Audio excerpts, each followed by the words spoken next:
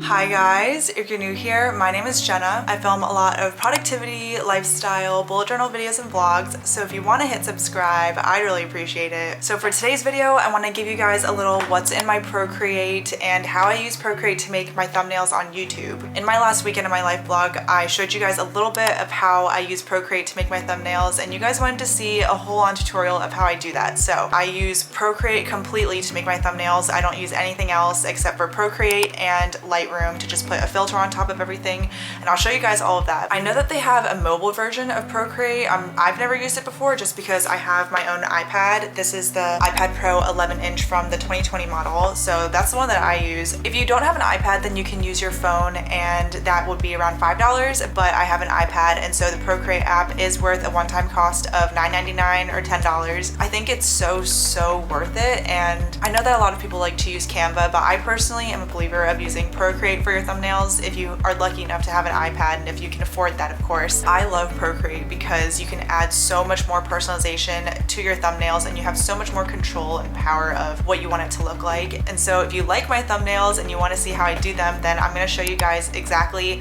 how I use Procreate to make my thumbnails, and then I'm also just going to give you guys a little sneak peek of what's on my Procreate because I use it for a lot of things, not just my thumbnails. That is everything. If you want to see how I use Procreate to make my thumbnails, and if you want to see just in general what's on my Procreate, then let's just go ahead and get started. Okay guys, welcome to my iPad. This is my iPad Pro. I don't really do anything special with it in terms of customization, but I have Procreate down here, so we're gonna go here. Here is what's on my Procreate. I just have a bunch of different stacks for the stuff that I like to work on. I have different wallpapers that I've made for my website, so I just have like the Imagine What's Out There, or this one says Imagine a World Like That, but I just have a bunch of different iPad backgrounds, and then I have my iPhone backgrounds where that's just where I make all of my wallpapers that I love so much. They're all free on my website too. If you didn't know that already, I have a website, Jenna X Hong, where I put all of my wallpapers for you guys because I just want to give you some freebies. Those are the wallpapers, and then here I have different quotes. These are just things that I've made for myself. This one says, "Let fear out and love in." I just kind of make these digital illustrations on my free time when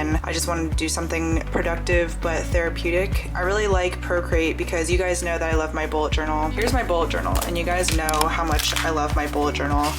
I like truly just, this is like my life. But when I don't want to plan it out so much and I just kind of want to like do stuff in the moment and erase things as I can, there's a time and place for bullet journaling, and when I'm doing stuff on Procreate, it's just nice to kind of remove stuff as I want to and erase my mistakes so much faster. So this is something that I made for my friend Christina for one of her engagement parties. This Evil Night stack is just basically like all the things that I helped Jerry out with. So he actually made a drinking game during the beginning of quarantine, so I kind of helped make a user guide for that. And then these are the photos that I took recently for him because he's making a website for these frames. So I like to use Procreate because you can import a photo up here and import something from your camera roll, and I kind of use Procreate as like a Photoshop as well. So if you can see closely, there's like a shadow of my hand, but then I just use Procreate to cover that up. So there's so many uses to Procreate. If you guys want me to go into deeper detail of all of the features, then I can definitely do that. Here's my YouTube tracker that I used to track my road to 1K, so I have that. And then my channel art, these are just all of my different channel art. This was for my website. I keep everything on my Procreate and I try to organize it as much as I can. These are my thumbnails, which I'll get to in a sec. Yeah, this is this is an idea that I have. I just want to make sweatshirts one day with my outro, so I was just kind of seeing what it would look like, and on like heathered gray, what it would look like.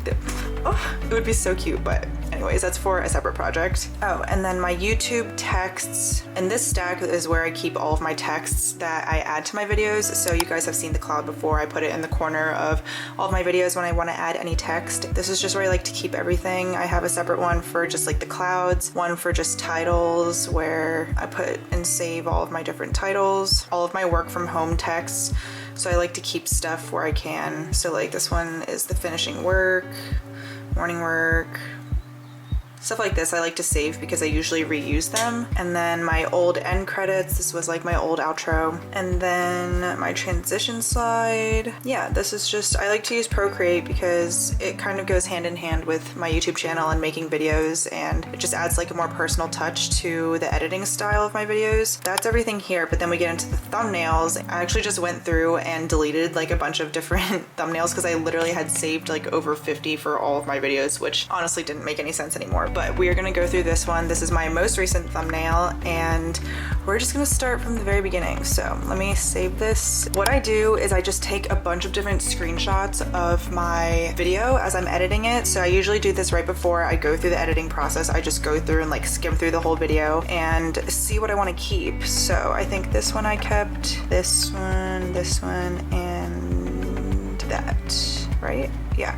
Okay, now they're all here in my camera roll, so we're gonna go back to Procreate. So what I do is I go to the plus sign. I have saved the preferred dimensions for YouTube thumbnails, so I'll leave the dimensions here that I use for my thumbnails. And then now we just have this blank sheet. And what I'm gonna do is go to this little wrench, click on add, and then I do insert photo. And so we're gonna start with this one. And so here's the inserted photo, and I move the photo up a little bit to just crop it, because when you move the photo outside of the range of the canvas, then it crops it for you. So I got rid of those editing borders. We are going to resize the photo, and we're gonna put it in one corner of the thumbnail, and you wanna make sure that all of the corners are filled. So I like to keep the white background so that I can see if it's filled or not. So you guys saw that. We are going to do this picture of me. When I'm making my thumbnails, I like to do similar photos in the corners. So since these are two like single photos of me, I put them in the corner just because I think it's, I don't know, I think it's like most pleasing. And then this photo that I chose, this is a picture of the cookies that I got from Jordy's Bake Shop. And we're just gonna crop that here, put it in the corner. And then the last photo was the to-do list. So we're gonna crop it and then put it in this corner. So the first part's done, and this is what it looks like so far. I don't do any editing or anything. I just literally take screenshots of the video and then put them in four corners. And then, oh wait, I actually forgot. Here's another thing that I like to do. So in this instance, I wanted to include a picture of my breakfast in this thumbnail, but I already had the picture of the cookies. So I basically just cut out the picture of the plate by using this cutting tool, and I use the freehand. I zoom out of the photo a little bit, make sure I'm using the freehand tool, because essentially you can cut out the part of this photo that you want to keep. So I'm just gonna do a rough cut of this plate, and then I'm gonna change over to the mouse, and I'm gonna move over this cutout part away from the original photo. Every new photo that you upload is a new layer, so it doesn't do anything to the photos before, but in this inserted image, now I have basically two different portions of the picture. So I just use the erase tool, and then I erase the parts that I don't want here. And now I'm left with just the plate. And I believe I put the plate like right here. When I'm making my thumbnails, I just kind of guess, honestly, how I want it all to look. So I want to make this a little bit bigger so that I have more room to put the plate. So I'm going to do that. From bottom to top is the order of the layers. So think of this as like the bottom layer, and then one layer above, one layer above.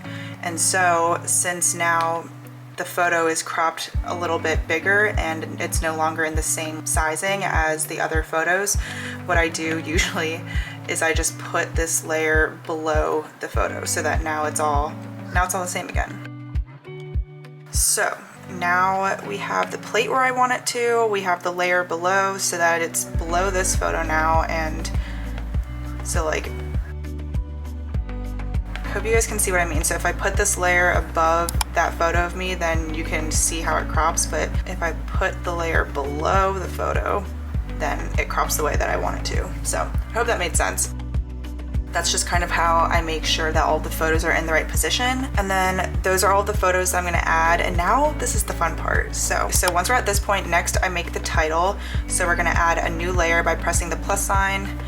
And then what I like to use is the calligraphy pen.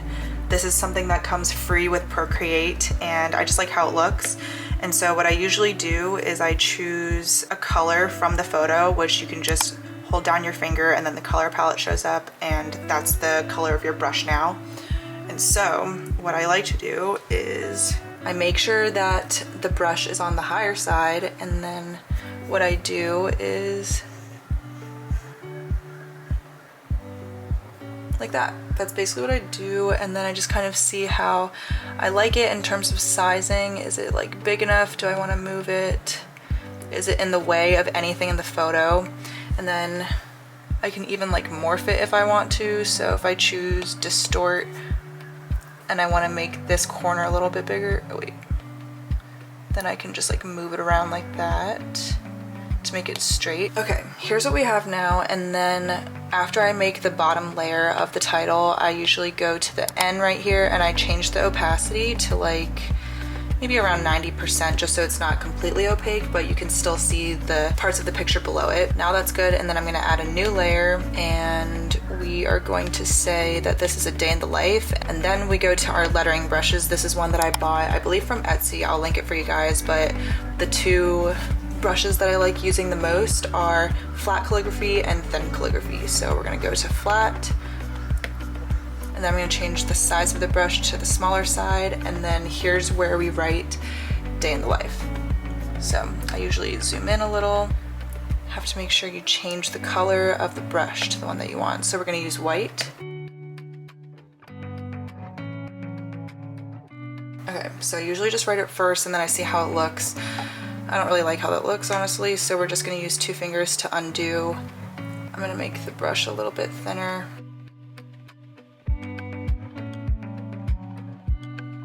Okay, so I like that a little better. And okay, I have a little stroke here that I missed, but here's how it looks so far. I always just kind of zoom in and out to see if I like how it looks.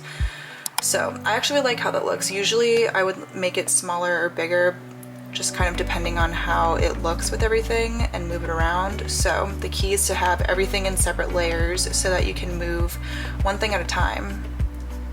So I have that, and then we're gonna add the text that says work from home, and that's like an actual text, not my handwriting. And so we go to the little wrench, we go add, and then we say add text. And then you can just go to the keyboard and write work from And then the font that I like to use is free in Procreate also, and it's the Bodoni 72. I've been going back and forth a lot, but I like the book italic style lately, so we're just gonna use that. And then you can change the size, make sure you've highlighted everything, but we can change the size here. And then we go to the little mouse and we can move it now. So I like to make sure that the work from home itself is in the middle. So in this case, after doing that, I want to make the day in the life a little bit smaller so that it's below. Okay, and then lastly, to add to the title, I'm gonna add one more layer, and then same brush, same white color, and I'm just gonna add, I like to put it in the corner or like move it around, but I think for this one I just made it small and I put it right above the work from home.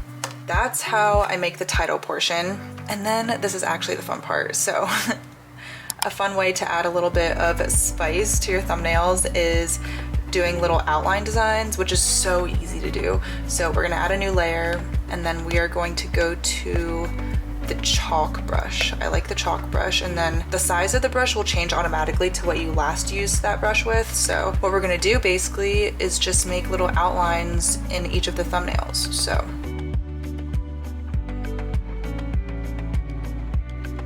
you can kind of do this as much as you would like to, but especially in this case where I cut out the photo, adding that border just makes it look a lot more professional that way. We're just gonna outline all of the cookies. I think that's what I did with this one. When it comes to pictures of me, sometimes I outline everything and sometimes I don't. So I think actually for this, I kept it blank. And then for this photo of me, I think I added a little bit of borders like here. And then here, I think I added like little squiggles for the spirals. So for this part of the thumbnail, I moved the photo around and I actually inserted my own little check marks because it just kind of sees a little bit more 3D that way. And then yeah, I think that's all I did with this. Other things I like to add are like little hearts. So in that same chalk brush, we'll add some hearts in the corners.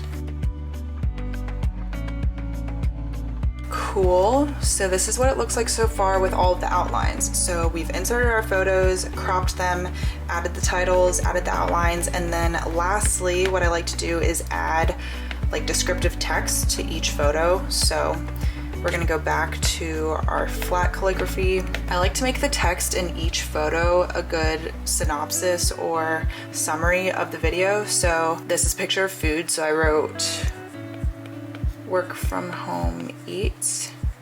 And then, yep, make sure you have that new layer. And then here I wrote,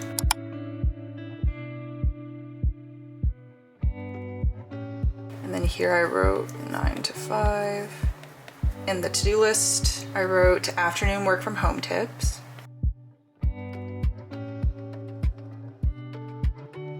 So in this case, I would say ideally you want to make each text its own layer, but realistically I'm kind of lazy when I do that. So all of the text right now is in its own layer, and if I wanted to move around just this one part, then I would have to cut it out. So if I just do it regularly, like I would want to move the whole layer, then everything would move. So what we're gonna do is take that lasso tool and we're just going to make a circle around what part of that layer I want to move. So now I can just move around this text. So we're just gonna move it a little bit so that it's not on the notepad. And then in this one I wrote, I'm leaving, because my lunch break this time in this video was talking about what to say when your friend is telling you that they're leaving the company. So that's what I did there, and then it's done. And that's all I really use Procreate for in terms of making my thumbnails. The last step is importing it to my phone and then putting a filter on top of the whole thing, because you could edit all of the photos separately, but I think to make the thumbnail itself more cohesive and like most put together, you want to edit it all in all when it's done. So I have my phone here, and what we're going to do is go to the wrench again, click on share, and then JPEG. And then I like to just airdrop the photo to my phone, so you see Jenna's iPhone. And then here's the photo. The last step that I really do in terms of making my thumbnails is editing the photo. So I have it in my camera roll now, and I go to Lightroom, click on the plus sign from camera roll, upload the photo, and then I already have a preset saved, so you just kind of put any filter you want on top of it. This is just the one that I use. I usually use for my thumbnails this one called Minimal Lovely. That's the one that I like to use. This preset pack is from Bianca Franco, who's a YouTuber, and she has her own preset packs, and I actually won one of her giveaways, so I got this for free, but you can purchase the presets yourself on her website. But this is the Lovely Minimal one, and then it's done. Sometimes I like to change the lighting if I need to make it a little lighter or darker, but in this case, we're just gonna leave it how it is. And then we press the check mark, and then I can export to camera roll and then email it to my email so that when I upload the video onto YouTube, I can do that, or I can press share to and just skip the camera roll part and go straight to emailing it to myself. And then we have the finished thumbnail, which is ready for the YouTube video to upload now. And that's really it. Okay guys, that's it for today's video. I hope you guys had fun watching me how I use Procreate to make my thumbnails. And again, it's only $10 and you just add so much more personalization to what the thumbnail looks like as a whole. And I think that when your audience can see that there is more personalization to your thumbnail, I think it's more likely for your thumbnail to be clicked on, because at the end of the day, that's what the thumbnail is for. You know, you want your audience to look at it and say, I want to click that thumbnail out of all the thumbnails in my YouTube search or in my homepage or in my my YouTube recommended. So the thumbnail is a really important part of making your YouTube video attractive to begin with. I hope that you can also use this to adapt into your own style of thumbnail, because everybody has their own style at the end of the day of what they want their thumbnail to look like. I think that overall my thumbnails match my channel and my personality too, so it just kind of is adapting to how you want yours to look. But I hope that you picked up some tips and tricks on how to use PROCREATE to make your thumbnails better. And yeah, I guess that's everything. Let me know what you guys want to see next. I love to make videos based on what you guys want to see, so go ahead and leave a comment in the comment section. And yeah, that's just a little bit of my PROCREATE and how I use it. Make sure you guys are subscribed if you're not already. I post new videos every Monday, Wednesday, and Friday. Thank you guys so much for watching. I hope you guys liked it, and I'll see you guys in my next video. But until then, miss you already.